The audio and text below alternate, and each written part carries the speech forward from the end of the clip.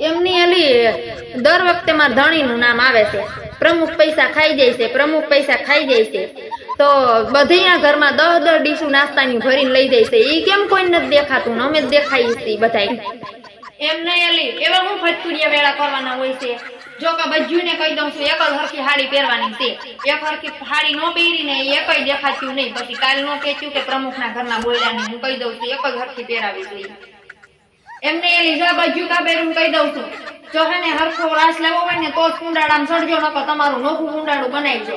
આ ઢીંગા ઉલારવાનું મન થાય એમ રમવું હોય ને, ઠેકડા મારવા હોય ને તો કઈ કામ નથી. અમારે હું તમારે વાના કઈ ઠેકડા મારવા આવવાનું, અમારે તો ગરબા લેવા હોય એટલે અમે નિરાયતે રહેવું. જો કહી દઉં છું પછી કેતા નહીં પ્રમુખના ઘરના આ કાબેરું કઈ કીધું નહીં કહી દઉં.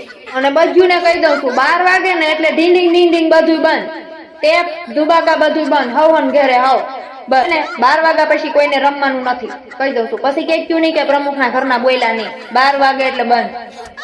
અને એ લાઈટ વાળા ભાઈ, લાઈટોમાં બધે જો મારી ઘરમાં સિરીઝો અને લાઈટો બધું ગોઠવી નાખજો, એટલે કોઈને ખબર પડવી જોઈએ કે પ્રમુખનું ઘર છે. ગમે ત્યાં લટકાડીને વૈયા જતા નહીં, હરખાઈ લાઈટ ફિટિંગ કરજો.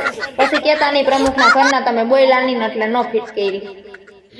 ભાઈને કોઈ મોટો ગરબો જોઈએ એના ઘરે હણગાર્યો છે તો અમારા ઘરે જ મોટો ગરબો હણગારવાનો થાય, કેમ કે આખું વર માતાજીને અમે હાઈસવા છે, એટલે અમારા ઘરે જ મોટો ગરબો હણગારાય અને અહીંયા જ બધું થાય.